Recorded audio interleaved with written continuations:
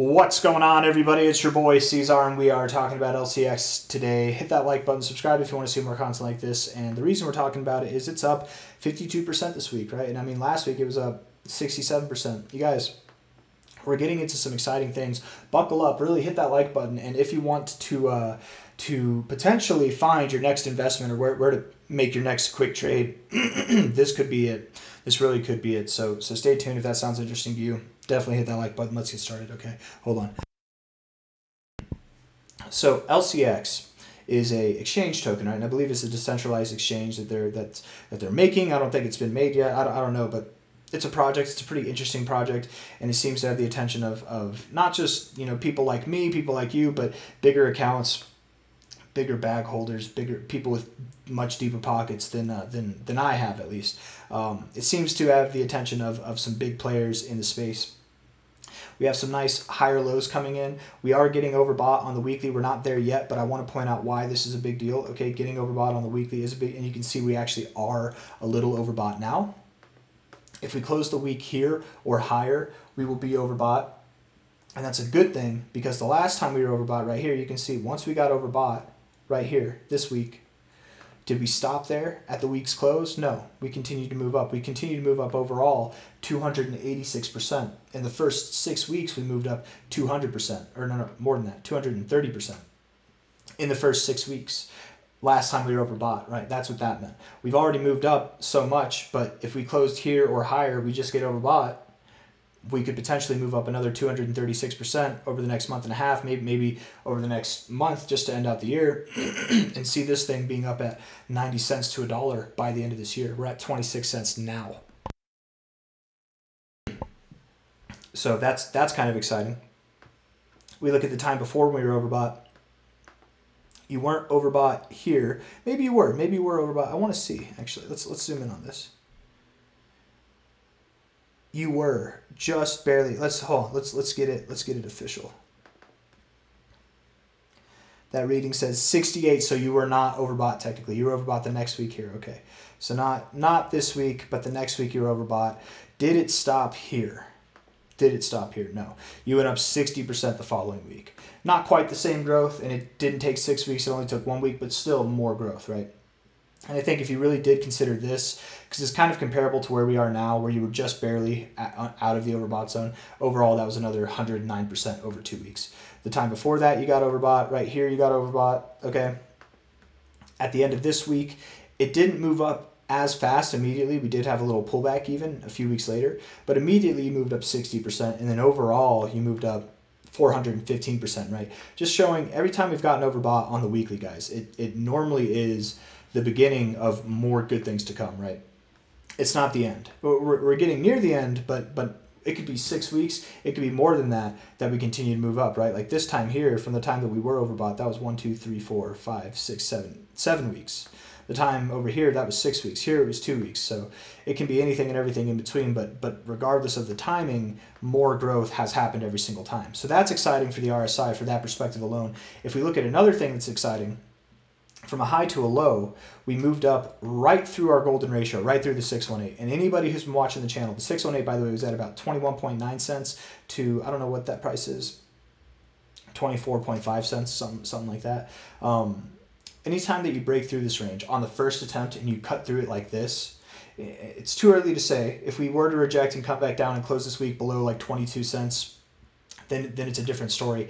But we have 4 days, 19 hours left in this week. If we can close here or higher, solidifying that we have torn through the 618, you guys, it's very likely. Anybody who's watched this channel knows what I'm about to say already, because anytime you tear through the 618, the extensions are promised.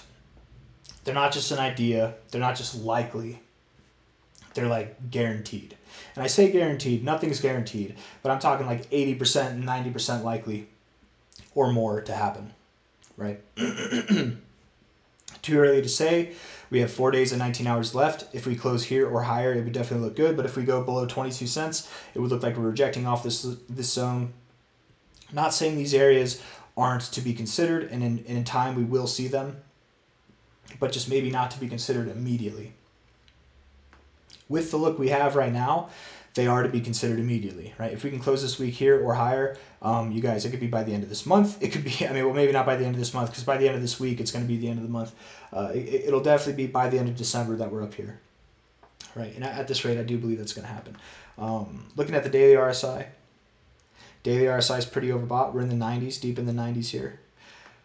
Bouncing off the 618, wow. We pulled back today already to the 618.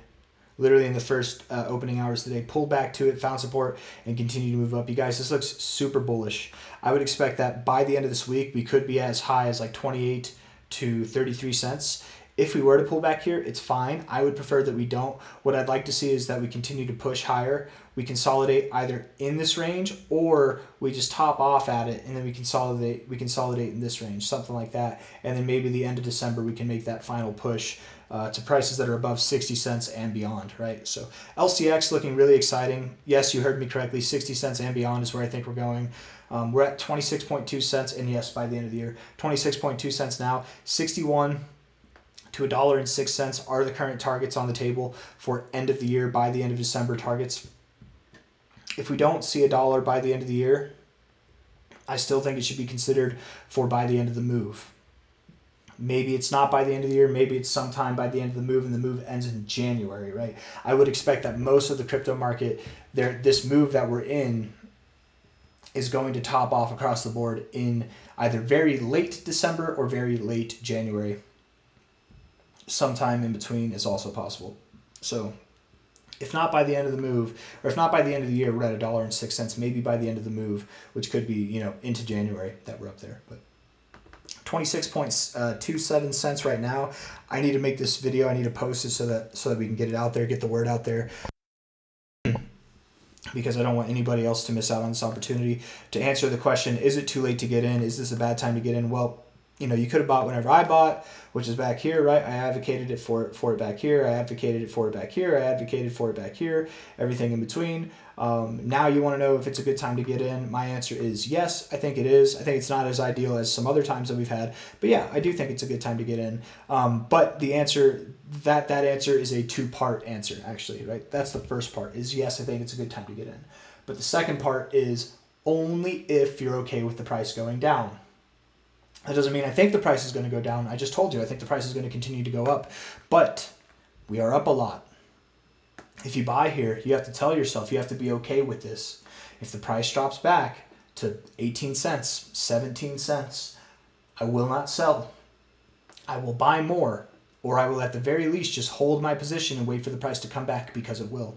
Okay? Whenever I bought the first time, it went up, and then it went lower than I bought. I didn't panic. I wish I bought more, but I didn't, right? It was probably a good time to buy more. I bought Mana instead of this, right? Doesn't seem like either of those would have been a bad option, but I didn't buy more here, right? I just held, and boom, vindicated. So if you do the same thing, and I didn't buy at a high, to be fair, but if you buy at a high, tell yourself if it goes down, you will not sell, you will not panic, it's going to be okay. And then just in time, it'll be, if anything, buy more, right? If anything, buy more. But I really do think this thing has some promise to it. If we look at the chart overall, right? If we take this high, or no, maybe it's this low to this high here, low to high, you can see, or maybe it was this low, I'm sorry. That low, right? Because this is the move. From this low to this high, that's the move.